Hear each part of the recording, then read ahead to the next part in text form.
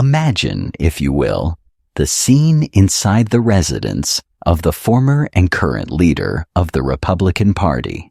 Late into the night, the rest of the world is sleeping, families are resting after long shifts, and the machinery of the government is supposedly paused for the evening. But in the glow of a smartphone screen, a different reality is unfolding. It is midnight, the witching hour, a time when silence usually reigns.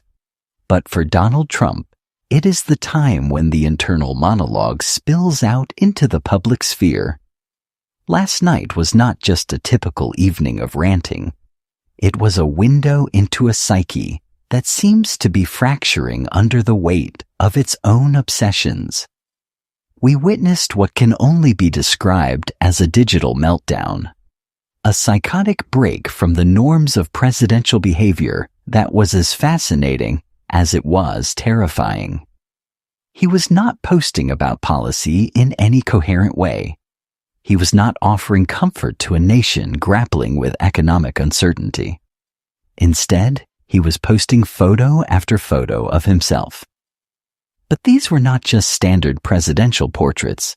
These were memes, self-aggrandizing edits, images plastered with the words Tariff King and Mr. Tariff, over and over again. It was a loop of vanity. He went on to the official White House account, a platform meant for serious state communications, and posted Mr. Tariff. It was an obsession.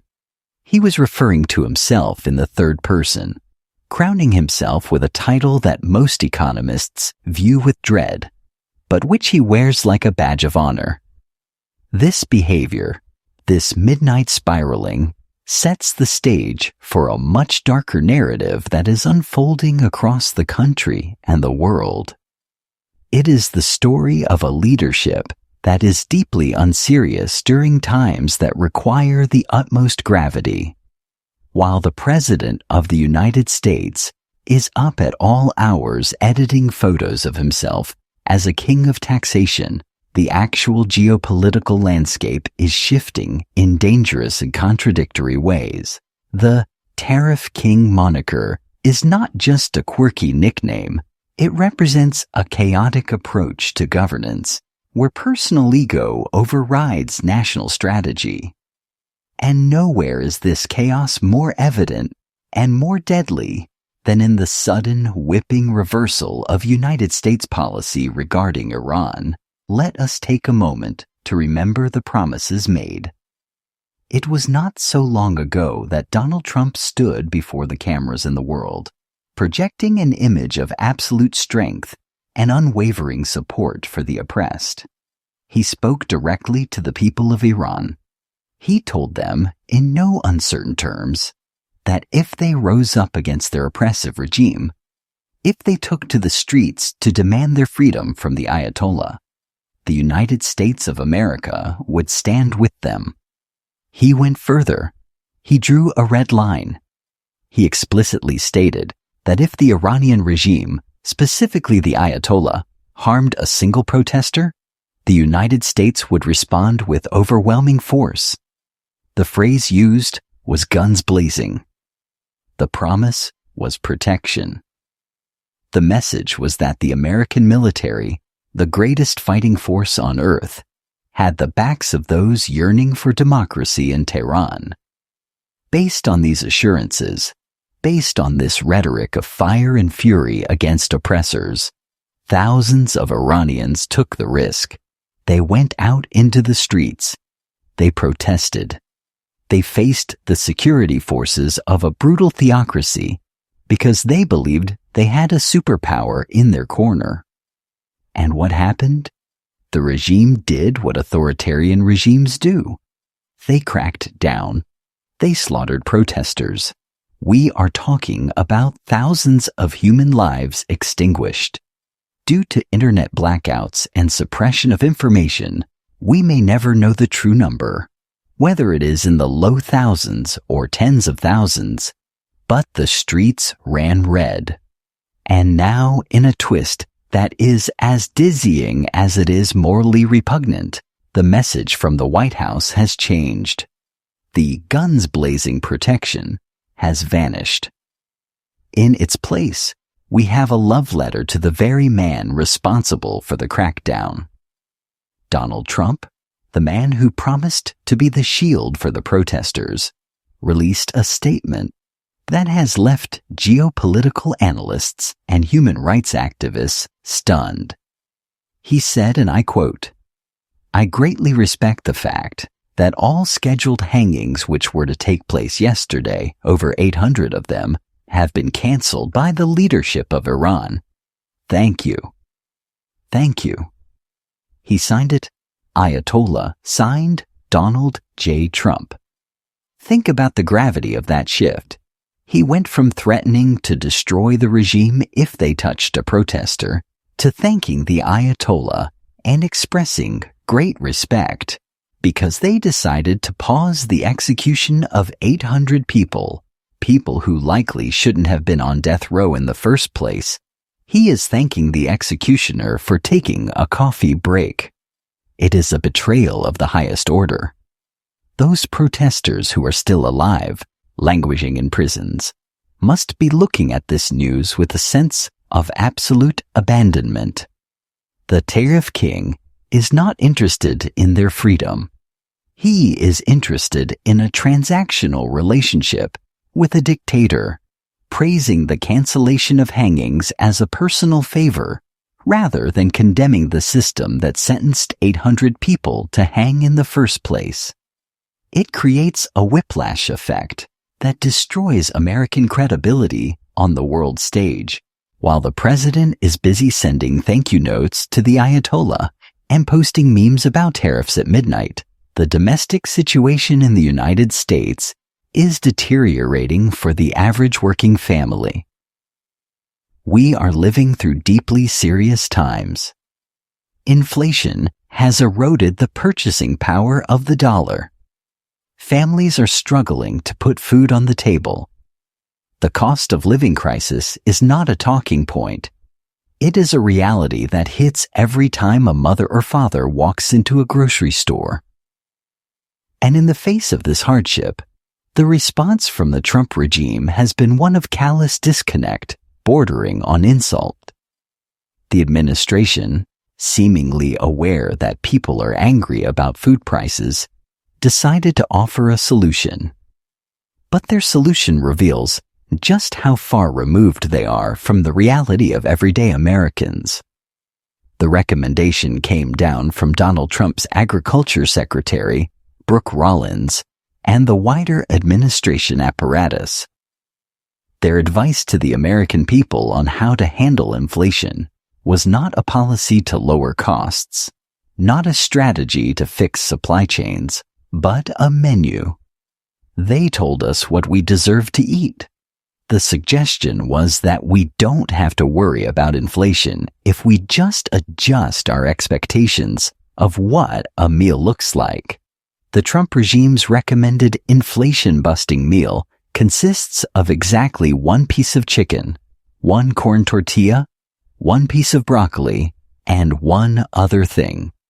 That is the official advice: 1 pencil, 1 doll, 1 piece of chicken. It is a rationing mentality presented as a solution.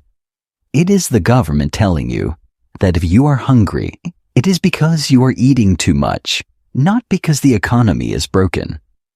The Wall Street Journal, in an attempt to see if this absurd proposal was even financially viable, went to the grocery stores to test the theory.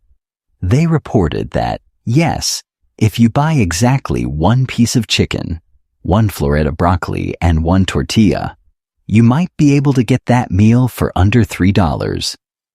They celebrated this as a victory. But let's pause and think about how utterly offensive this is. Who eats 1 piece of broccoli? Who feeds a growing teenager 1 tortilla and calls it dinner? It is a starvation diet being marketed as fiscal responsibility. It is a let them eat cake moment, but with even less caloric value. This 1 piece of chicken narrative is emblematic of a leadership that views the population not as citizens to be served, but as subjects to be managed. It is deeply offensive to tell a father working 2 jobs that his problem isn't the price of gas or rent, but that he's putting 2 scoops of broccoli on his plate instead of 1. It reduces the American dream to a survivalist calculation. It strips away the dignity of the family table. And it is coming from a man who lives in a golden tower, who has likely never had to count the cost of a single vegetable in his life. The disconnect is not just economic, it is empathetic. They simply do not care, and they do not understand. If the domestic advice is insulting, the foreign corruption is terrifying. We need to turn our eyes toward Venezuela, and specifically, the shadowy dealings involving the Trump administration's intelligence apparatus. While Donald Trump sells a narrative of America first and fighting socialism, his actions behind the scenes tell a story of Trump first and profiting from authoritarianism. We have learned that Donald Trump's CIA director, John Ratcliffe, has been hanging out with Delcy Rodriguez. For those who do not follow South American politics closely, Delcy Rodriguez is not just a diplomat. She is the authoritarian vice president of Venezuela, a key pillar of the Maduro regime that has starved its people and destroyed its democracy. Why is the CIA director meeting with a sanctioned leader of a regime we're supposed to be opposing? The answer appears to lie in the flow of money. Reports are surfacing that Donald Trump is facilitating the sale of Venezuelan oil. But this is not an open market transactions where the proceeds go to help the Venezuelan people or even to the U.S. Treasury. No, the oil is being sold to Donald Trump's right-wing oligarch buddies. And where does the money go? The proceeds from these sales are not hitting American banks, where they would be subject to scrutiny and taxes. They are being routed to bank accounts in Qatar. These Qatari bank accounts operate with very little accountability. They are black boxes. We have to ask the question, what are those funds being used for? Why is the President of the United States setting up a back-channel oil trade with a socialist dictator's enforcer, channeling the profits into the Middle East? It reeks of a level of corruption that makes standard political scandals look like child's play. This is a global money laundering operation run out of the White House, using the suffering of Venezuela as a commodity. And the human cost of this betrayal is personified in Maria Corina Machado. She was the opposition leader, a woman of immense courage who stood up for democracy against the Maduro regime. She was a beacon of hope, recognized globally, even considered for a Nobel Peace Prize. But Donald Trump pushed her aside. In his deal-making with the gangster ring of Maduro and Rodriguez, Machado became inconvenient. We watched the grotesque spectacle of her having to kiss the ring to humble herself before the very forces she fought, because the American support she relied on was sold out for oil deals and Qatari cash. It is heartbreaking to watch a freedom fighter forced to embarrass herself because the superpower that promised to help her decided that there was more profit in working with her oppressors. The betrayal extends to the families of the opposition. We have figures like Diosdado Cabello, Maduro's brutal enforcer, who is currently in charge of kidnapping and torturing political opponents. There are sons and daughters of opposition leaders rotting in Venezuelan prisons right now. And what is the response from Trump's allies? We have Rick Scott, a MAGA Republican senator, publicly pleading, "Let them go, let them go." It is pathetic. It is weak. Rick Scott, a man whose own background involves the largest Medicare fraud in history, has no moral authority to negotiate.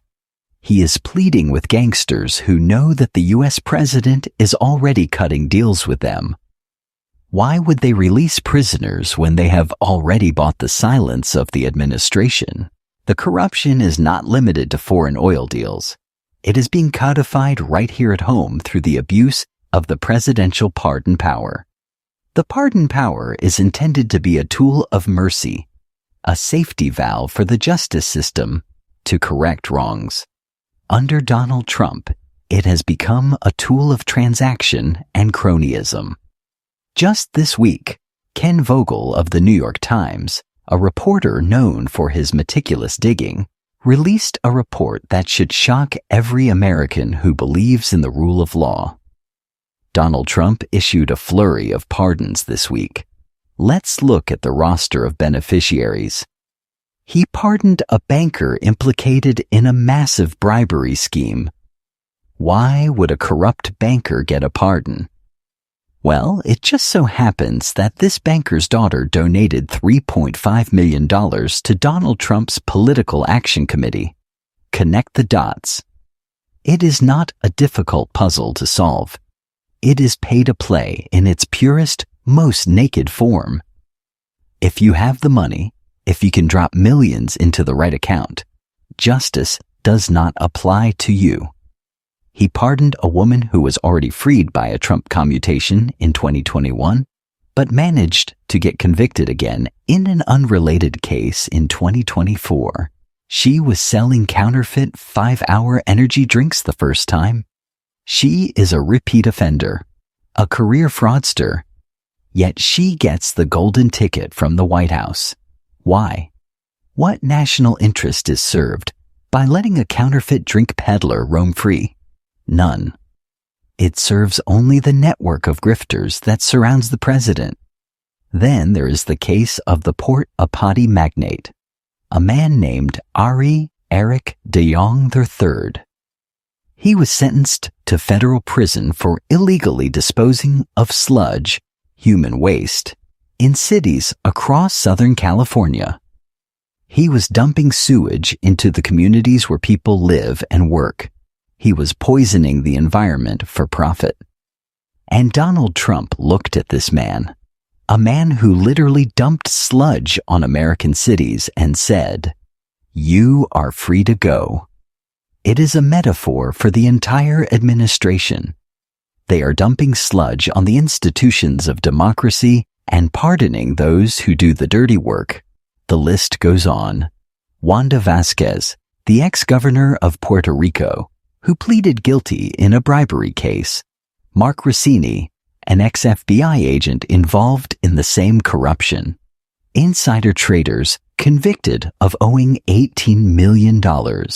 All of them washed clean by the stroke of a pen. This is not justice.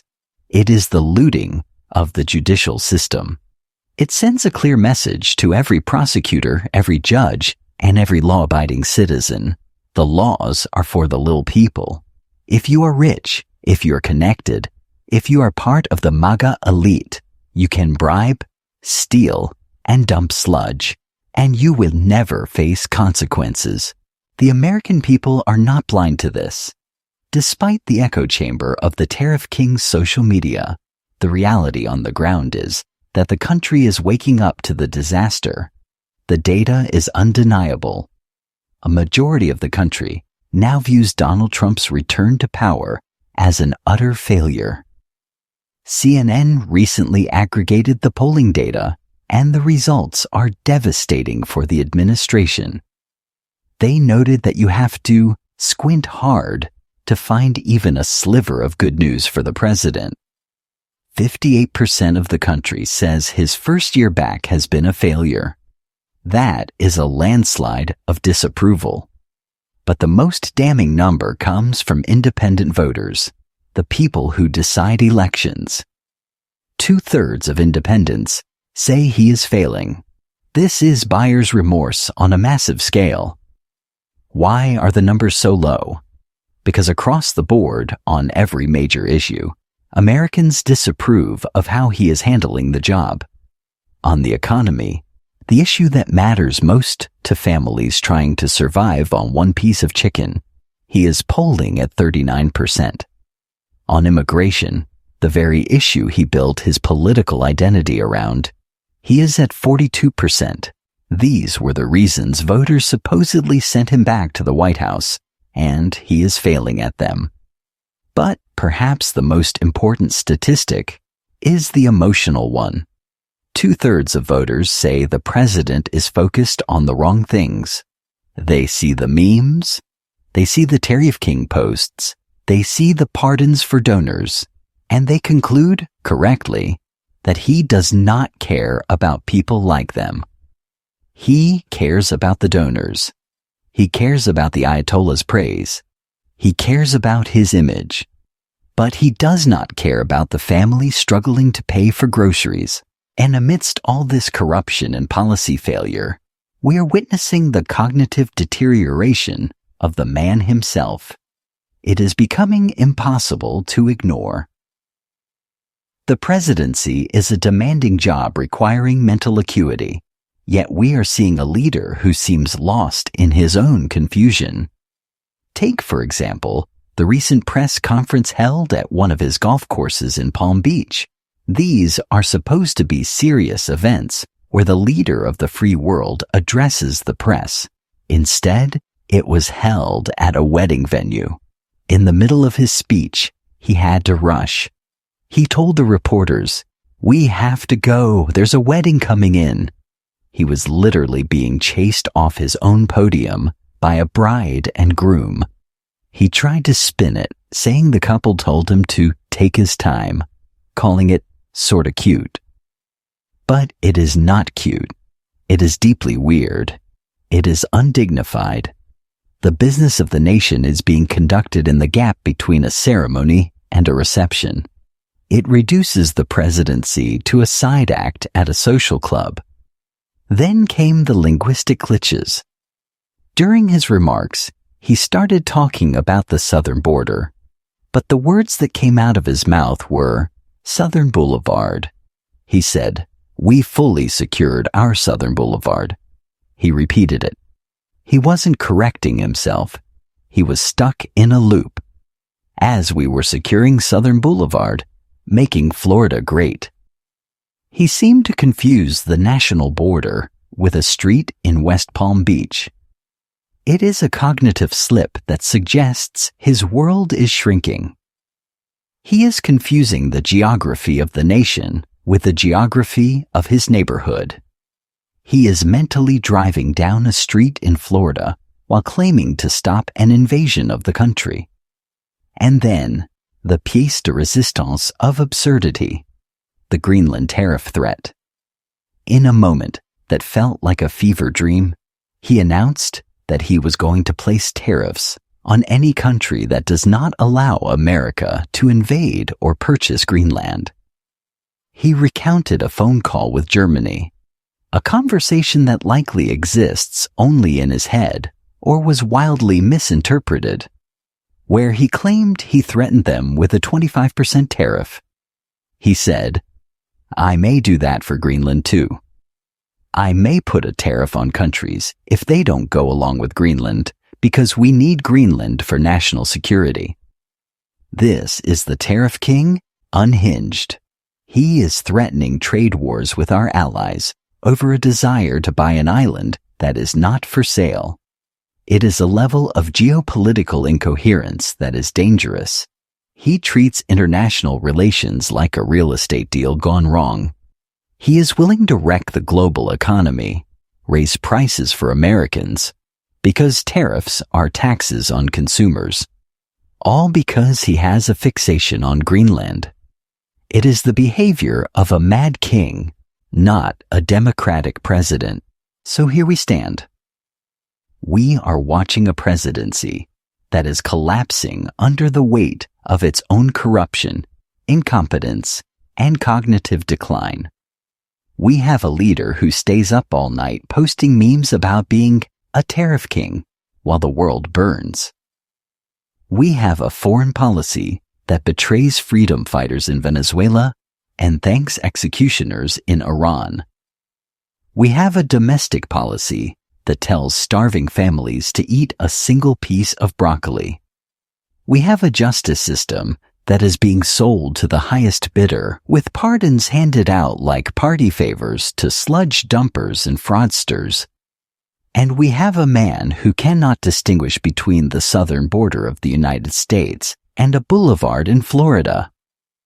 These are not just political disagreements. These are signs of a system in deep decay. The Tariff King has no clothes. The inflation-busting plan is an insult. The law and order rhetoric is a cover for criminal cronyism. The American people are realizing this, as the polls show, but the damage being done every day is immense. It is crucial that we do not look away. The chaos is the point. The weirdness, the weddings, the memes, the slips, is a distraction from the looting of the treasury and the betrayal of our values. We must stay vigilant. We must keep checking the facts, keep monitoring the executive orders, and keep sharing the truth about what is happening. The story of this administration is being written in real time, and it is a tragedy. But it is a tragedy that we can choose to end by demanding better, by refusing to accept one piece of chicken as our lot in life, and by rejecting the madness of the Tariff King. The Midas Touch Network will continue to document every step of this collapse. We will be here every day breaking down the lies and exposing the corruption. We have a lot of programming coming your way, new videos every 90 minutes, because the news cycle of this chaos never sleeps. We ask you to join us, subscribe, listen to the podcast on Apple or Spotify, and stay informed. Because in times like these, the truth is the only weapon we have left. Thank you for watching, and despite the madness, have a wonderful day.